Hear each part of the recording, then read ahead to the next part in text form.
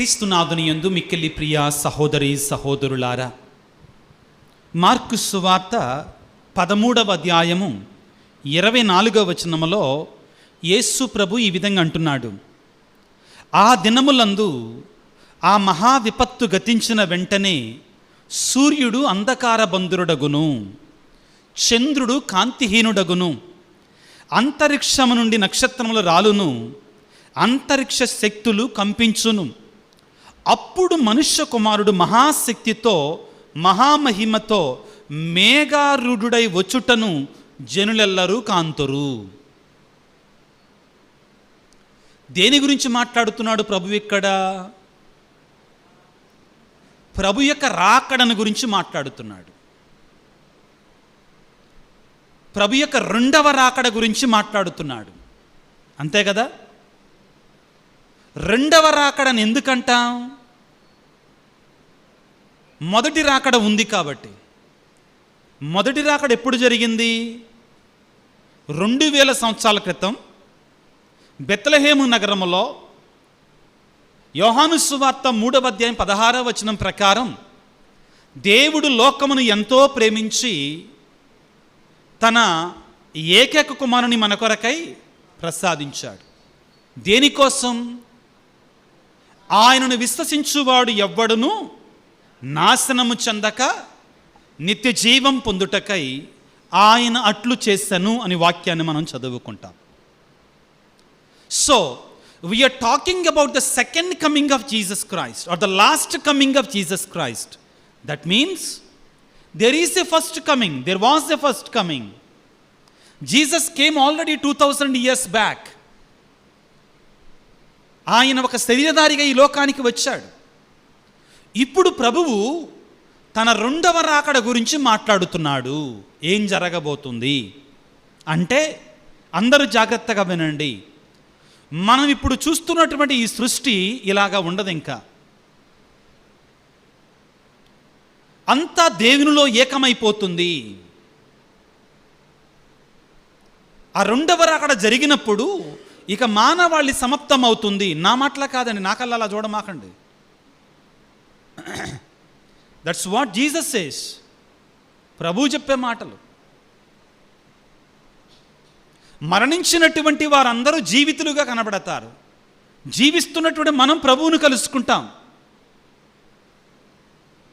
అమ్మో అయిపోతాం అందరం, భయపడతాం కాదు. We should be happy. That is our goal. మన గమ్యం ఏంటి? ప్రభువుని చేరుకోవటం. అంతే కదండి? ఇంకా ఉన్నదా గోలు? మన అంతిమ గమ్యం ఏంటి? ఆయనను చేరుకోవటం, ఆయన దగ్గరికి వెళ్ళటం. కానీ ఈ మధ్యలో జరుగుతుంది చూడండి, దీని గురించి జాగ్రత్త పడాలి మనం. ఈ మధ్యలో జరుగుతుంది చూడండి, దీని గురించి జాగ్రత్త పడాలి. యేసు ప్రభువు 2000 సంవత్సరాల క్రితం వచ్చాడు. రెండవ రాకడలో ఖచ్చితంగా వస్తాడు. ఎందుకంటే ప్రభు ఏమంటున్నాడు? భూమి ఆకాశములు గతించినా కానీ నా మాటలు మాత్రం గతించమంటున్నాడు. Heaven and earth will pass away but my words will become true. Mark సువార్త 13వ అధ్యాయం 31వ వచనంలో ఏమంటున్నాడు ప్రభువు? భూమి ఆకాశములు గతించిపోవును, నా మాటలు గతించవు, అవి నెరవేరుతాయి అంటున్నాడు. ప్రభువు చెప్పిన మాటలను మనం ఆటకాయతనంగా స్వీకరించకూడదు. ఏం కాదులే అనుకోకూడదు. ప్రభువు చెప్పొచ్చుగా మనకి ఏమని, పలానా 2025వ సంవత్సరం మార్చి నెల 21వ తారీఖున లోకాంత్యం వస్తుంది అని చెప్పొచ్చుగా. ఏమమ్మా చెప్పొచ్చు కదా అలాగా? ఎందుకు చెప్పలా?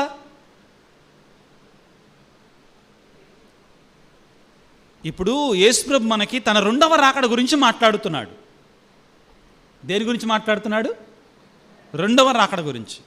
మనం అనుకుంటాం ప్రభు తన రెండవ రాకడ గురించి మొదటి రాకడలో ఆయన క్షమతో వచ్చాడు, ప్రేమతో వచ్చాడు, కనికరముతో వచ్చాడు. రెండవ రాకడలో ఉగ్రతతో వస్తాడన్నాడు. బైబిలే చెప్తున్నాను నేను. ఎలా వస్తాడు? ఉగ్రతలో. మొదటి రాకడలో ఎలాగొచ్చాడు? ఒక సాధు గొర్రె పిల్లలాగా వచ్చాడు. ఎలా వచ్చాడు? బాప్తిస్మ యోహాను గారు యోహాను సువార్తలో యేసు ప్రభు అటుగా వెళుతుంటే ఏమన్నాడు? అదిగో సర్వేశ్వరుని గొర్రె పిల్ల, లోక పాపలను పరిహరించడి దేవుని గొర్రె పిల్ల. Look at the lamb of God which will take away the sins of the world. అంటే మొదటి రాకడలో యేసు ప్రభు ఒక సాధు గొర్రె పిల్లగా, ఒక ప్రేమామయుడిగా, ఒక కరుణామయుడిగా వచ్చాడు. పాపం చేసినటువంటి వారిని ఏమన్నారు? ఏం కాదులేరా, నేను నా సిలువ మరణంలో నీ పాపాలు నేను క్షమిస్తాను అన్నాడు. కానీ రెండవ రాకడ అలా ఉండదు. రెండవ రాకడలో క్షమ ఉండదండి. ఎవరి వారి క్రియలను బట్టి వారికి తీర్పు ఉంటుంది. There will be a judgment where we will be called to answer for all the things that we have done. మనం చేసినటువంటి కార్యాలకి, క్రియలకి సమాధానం చెప్పుకోవాలి. తీర్పుగా, న్యాయ తీర్పరిగా వస్తాడు. దర్శన గ్రంథంలో ఏమనంటుందంటే ఆయన ఒక గర్జించు సింహములాగా వస్తాడు. ఉగ్రత అంటారు. మొదటి రాకడలో క్షమ, రెండవ రాకడలో ఉగ్రత. ఏంటి మరి భయపడిపోవాలా మనం? నో. ఏం చెయ్యాలి? సిద్ధపడాలి. భయపడటానికి బదులుగా ఏం చేయాలి? సిద్ధపడాలి. we should prepare ourselves. మొన్న నేను ఒక వ్యక్తితో మాట్లాడుతుంటే ఇదే అంశం వచ్చింది. మనం జాగ్రత్తగా ఉండాలి, పవిత్రంగా ఉండాలి, భయపడుతూ జీవించాలి. లోకం ఎలాగా ఉందంటే లోకానుసారముగా జీవించేటువంటి వాళ్ళని, లోకం ప్రకారం తెలివిగా ఉండేటువంటి వాళ్ళని, మోసం చేసే వాళ్ళని తెలివి కలిగినటువంటి వాళ్ళు అనుకుంటుంది. అటువంటి వాళ్ళతోటే ఫ్రెండ్షిప్, అటువంటి వాళ్ళతోటే బాంధవ్యం కావాలనుకుంటుంది. మానవుడు అనేటువంటి వాడు, క్రైస్తవుడు అనేటువంటి వాడు జాగ్రత్తగా ఉండాలి, పరిశుద్ధంగా ఉండాలి, దీనత్వాన్ని కలిగి ఉండాలి అన్న తర్వాత ఆ వ్యక్తి నాతోటి ఏమన్నాడు అంటే, ఫాదర్, దేవుడు చాలా ప్రేమామయుడండి.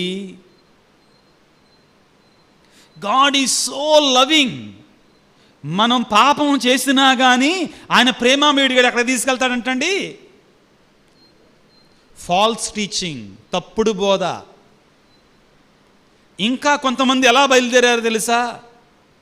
దేవుడు చాలా ప్రేమామయుడు కాబట్టి there is no hell at all. అంతే కదండి. దేవుడు నిజంగా ప్రేమామయుడైతే తమ బిడ్డలను నరకానికి పంపిస్తాడా? చెప్పండి నాతోటి. పంపిస్తాడా? లేదా? అంటే మనం వ్యధవేషాలు వేసేసి తిని తాగి దేవుడు ఎంత హెచ్చరించినా మన పని మనం చేసుకుంటా, మనం పాడు పనులు చేసుకుంటా, పాప పనులు చేసుకుంటా, అరే రారా, నా కుమారుని నీ కోసం మరణించేటట్లు చేశాను, నా కుమారుని సిలువను చూసైనా మారు మనసు పొందంటే మారకుండా ఇంకా పాడు పని చేస్తంటే దేవుడు ఊరుకోవాలా? ప్రభు రెండవ రాకడ నవంబర్ నెలలోనే ఈ మరణాన్ని గురించి మనం ఎక్కువగా ధ్యానం చేస్తాం. సో ఏంటి మనం చేయాల్సింది అంటే సిద్ధపడి ఉండాలి. దేవుడు మనకు అవకాశాన్ని ఇస్తున్నాడు.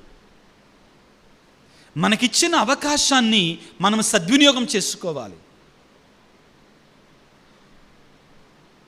ఒకవేళ తీర్పు అనేటిది లేకపోతే, అర్థమవుతుందా?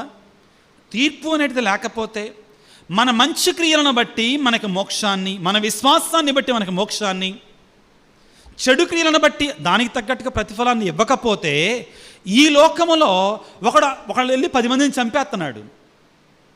చంపట్లేదా కొంతమంది? ఒకడేం పాపం మంచి జీవితాన్ని జీవించడానికి ఎన్ని కష్టాలు వచ్చినా, ఎన్ని శ్రమలు వచ్చినా, ఎన్ని బాధలు వచ్చినా పవిత్రమైన జీవితాన్ని జీవిస్తున్నాడు. ఒకవేళ దేవుడు ఇతన్ని ఇద్దరిని తీసుకెళ్ళి మోక్షంలో కూర్చోబెట్టాడు అనుకో, దేవుడు ధర్మాత్ముడు అవుతాడా? లేదు. ఈరోజు మనందరం కూడా ధ్యానించాల్సిన అంశం అండి ఇది. భయపడొద్దు. నో, దేవుడు కోరుకునేది భయం కాదండి, సిద్ధపాటు. ఏం కోరుకుంటున్నాడు? సిద్ధపాటు. వాక్యాన్ని చదవండి. మార్కు సువార్త 13వ అధ్యాయము 32వ వచనాన్ని చదవండి. ఆ రోజు ఆ గడియ ఎప్పుడు వచ్చునో నా తండ్రి తప్ప పరలోకమందున దూతలు గాని కుమారుడు గాని మరెవ్వరు గాని ఎరుగరు. ఆ సమయము ఎప్పుడు వచ్చునో మీకు తెలియదు. కావున జాగరూకులై ఉండుడు. సిద్ధపడి ఉండాలి. ఏం సిద్ధపడి ఉండాలి? పాపాన్ని విడిచిపెట్టాలి, చెడుని విడిచిపెట్టాలి, పవిత్రంగా ఉండటానికి ప్రయత్నం చేయాలి. ప్రార్థనా జీవితం, దేవుని యొక్క వాక్యాన్ని చదువుకోవటం, చెడుకు దూరంగా ఉండటం. దేనికి దూరంగా ఉండాలి? చెడుకి. అనవసరమైన మాటలు, చెడ్డ మాటలు, నింద పలికే మాటలు, వీటికి దూరంగా ఉండడం, వీటిని మనం చెయ్యాలి. ప్రియులకు దేవుని బిడ్డలారా, ఈ రోజున అంశం ఇదే.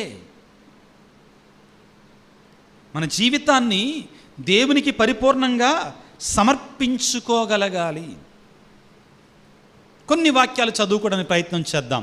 బైబిల్ దగ్గర ఉన్నటువంటి వాళ్ళు నా కొరకై చదవడానికి ప్రయత్నం చేయండి ప్రియులారా. మలాకీ గ్రంథము 4వ అధ్యాయం 1-2 వచనాలు చదువుకుందాం. బైబిల్ దగ్గర ఉన్నటువంటి వాళ్ళు త్వరగా బైబిల్ తెరవాలి. మలాకీ గ్రంథము 4వ అధ్యాయం 1వ వచనం.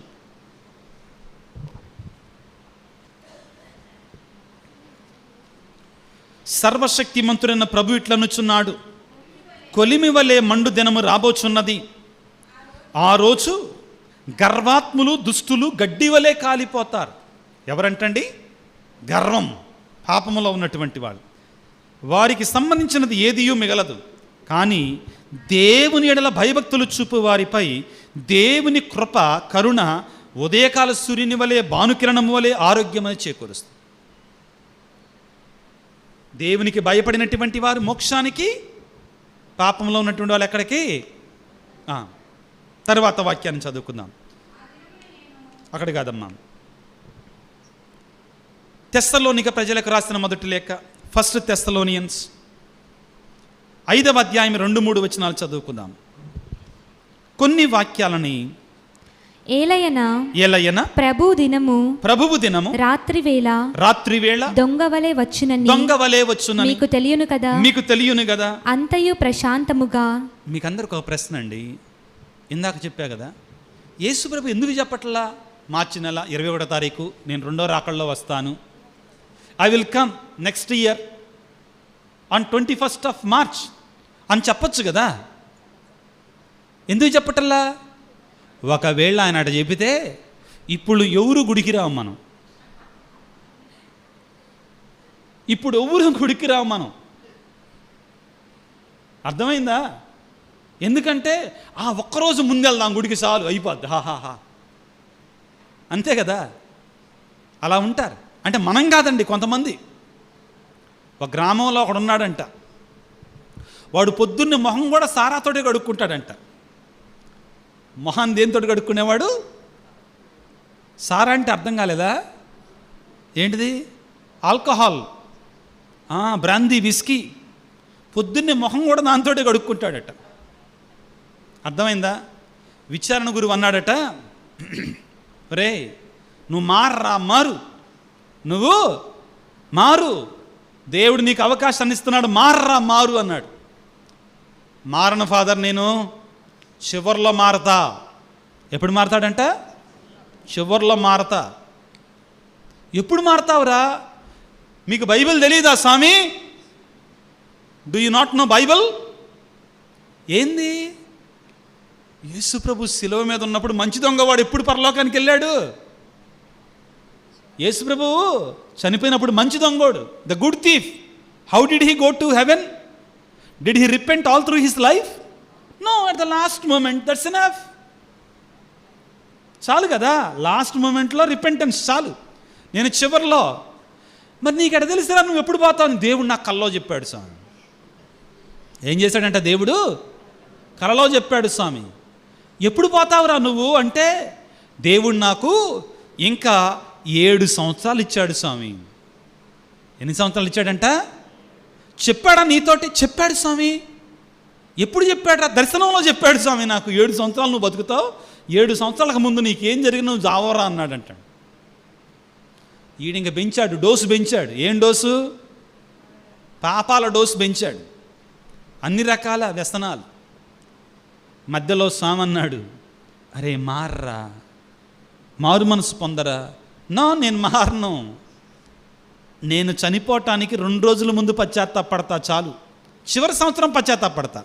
ఎప్పుడు? లాస్ట్ ఇయర్ అయిపోయింది, 6 సంవత్సరాలు అయిపోయింది. మళ్ళీ ఫాదర్ గారు అన్నారు, మారు మనసు పొందరా. ఎందుకు స్వామి 365 రోజులు పశ్చాత్తాపడతాం? చివరి నెలలో పశ్చాత్తాపడతా.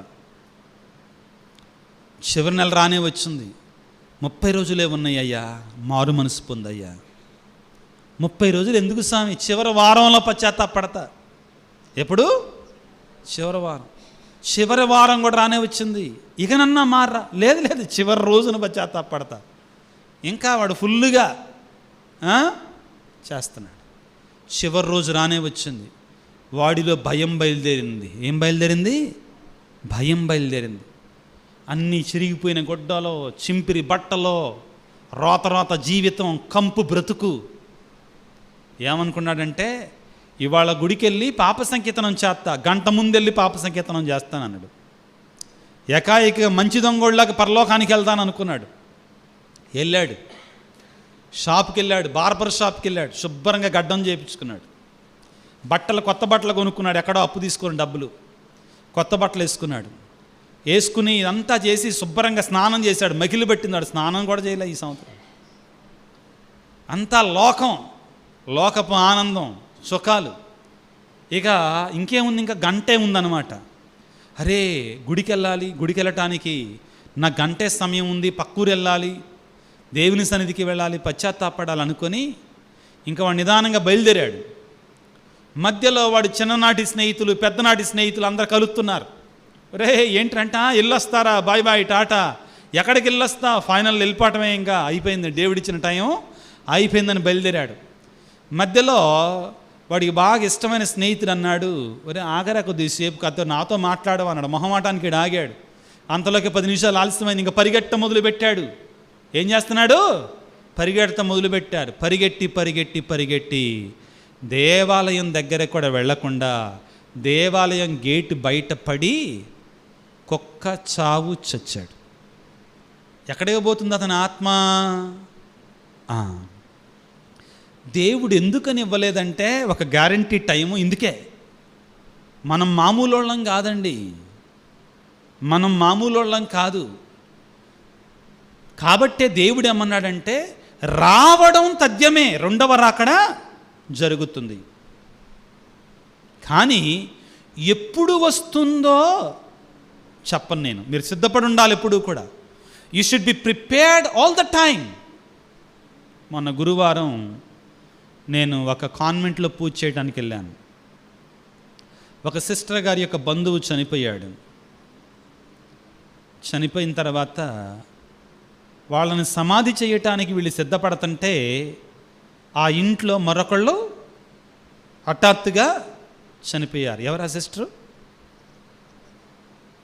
ఎవరి సిస్టర్ అండి? మీ సభలోనే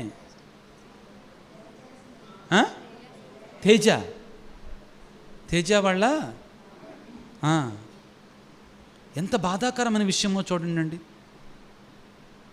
ఎంత వేదనాపూరితమైన విషయమో చూడండి, ఎంత భయంకరమో చూడండి.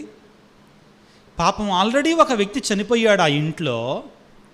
పెద్ద వయసేం కాదు. ఎంత వయసు అండి?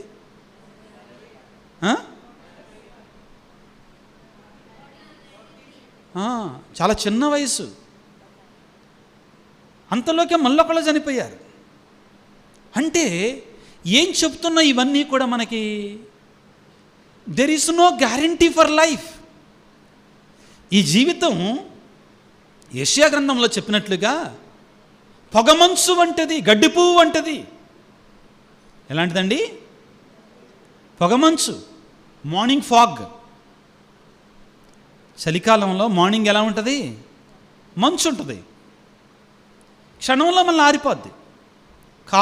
కారుతో డ్రైవింగ్ చేసే వాళ్ళకి తెలుస్తుంది, కార్ డ్రైవర్స్కి బాగా తెలుసండి. ఇక్కడ దట్టంగా మంచు ఉంటుంది. ఒక్క నిమిషం అయిన తర్వాత అక్కడ అసలు ఏం మంచు ఉండదు. మళ్ళీ అక్కడ మళ్ళీ ప్రశాంత క్లియర్గా ఉంటుంది అన్నమాట. మళ్ళీ కొద్ది దూరం వెళ్ళగానే మళ్ళీ మంచు వస్తుందండి. మానవునికి జీవితం కూడా అంతే. అనుకోమాకండి నేను హెల్దీగా ఉన్నాగా, నేను దృఢంగా ఉన్నా, బలంగా ఉన్నా. మొన్న కార్మల్ నగర్లో అండి ఒక ఆయన జస్ట్ 52 years. ఎంత వయసు? 52 సంవత్సరాలు. సడన్గా భోంచేస్తున్నాడు మధ్యాహ్నం, అంతే నొప్పి అన్నాడంట. ఆసుపత్రికి తీసుకెళ్తే 10 minutesలో ఫినిష్డ్. ముఖ్యంగా ఈ కరోనా వ్యాక్సిన్ తర్వాత చాలామంది అంటున్నారు కదండి, కొంచెం దాని ప్రభావం కూడా ఎక్కువగా ఉందంటున్నారు. ఏదైనా కావచ్చండి, కారణం ఏదైనా కావచ్చు, కారణం ఏదైనా కావచ్చు. మైకల్ జాక్సన్ తెలుసా? మైకల్ జాక్సన్ తెలుసా? నీకు తెలుసా ఎన్ని సంవత్సరాలు బతకాలనుకున్నాడు ఆయన? Minimum 150 years he wanted to live. Minimum 150 సంవత్సరాలు బతకాలనుకున్నాడు. ఎన్ని సంవత్సరాలు? 150. కానీ ఎన్ని సంవత్సరాలు బతికాడు? 50కే పోయాడు. ఎన్నిటికి పోయాడు? అతను తన దగ్గర ఉన్న కొన్ని 100,000 కోట్లతోటి ఒక స్లీపింగ్ క్యాప్సూల్ తయారు చేసుకున్నాడు. ఏంటిది? Sleeping capsule. దానిలోనికి వెళ్ళి పడుకుంటే మనిషికి కావలసిన అల్టిమేట్ ఎగ్జాక్ట్ ఆక్సిజన్, ఎగ్జాక్ట్ అన్ని రకాల వాయువులు, అన్ని రకాల ఎనర్జీ అది ఇస్తుందంటండి ఎక్కువ సంవత్సరాలు బ్రతకడానికి. I'm not telling you stories, reality. 150 సంవత్సరాలు బతకాలనుకున్నటువంటి వాడు అంత సంపదలు కలిగి ఉండి, అన్ని డబ్బులుండి 50 సంవత్సరాలకే 52 సంవత్సరాలకే వెళ్ళిపోయాడు. కానీ ఆ 50 సంవత్సరాలు 52 సంవత్సరాలు కూడా అతను నరకం జీవించాడు, నరకంలో బ్రతికాడు. చాలాసార్లు there was no peace in his life. శాంతి చాలాసార్లు చెప్పాడంట ఆయన, శాంతి లేదు, సమాధానం లేదు. Don't worry. ఎందుకు ఇదంతా? ఈరోజు వాక్యం అది. ఆయన ఎప్పుడు వస్తాడో మనకి, మరణం ఎప్పుడు వస్తుందో మనకి తెలియదు. కాబట్టి మనం చేయాల్సింది సిద్ధపడి ఉండాలి. ఏం చేయాలి? సిద్ధపడి ఉండాలి. మీ కొరకై కొన్ని వాక్యాలని చదివి వినిపిస్తాను. ఏం చేయాలి మనం అంటే, లూకాసు సువార్త 21వ అధ్యాయం 34వ వచనంలో అప్రమత్తముగా ఉండాలి. ఎలా ఉండాలి? అలర్ట్గా ఉండాలి. మీకు అందరికి ఒక ప్రశ్న. మీ బాత్రూంలోకి తాసుబాం వచ్చింది. ఎక్కడికి వచ్చింది? అమ్మో, గుండెలు ఆగిపోతాయి మనకి ముందే. వింటంటేనే భయం. ఇప్పుడు ఖచ్చితంగా మీలో చాలామంది మీరు వెళ్ళగానే రూమును మొత్తం చెక్ చేస్తారు, ఏమన్నా ఉన్నాయేమని. ఎలా ఉంటాం మనం? చాలా అలర్ట్గా ఉంటాం. In your room there is a cobra. What is there? Snake. How will you be? Very alert, isn't it? ప్రభు అంటున్నాడు అప్రమత్తముగా ఉండండి. అంటే పవిత్రంగా జీవించడానికి ప్రయత్నం చేయాలి. రెండవది, కొరింథీయులకు రాసినట్టు మొదటి లేఖ 10వ అధ్యాయం 31వ వచనంలో మనము ఏ కార్యము చేసినా దేవుని మహిమ కొరకై చేయాలి.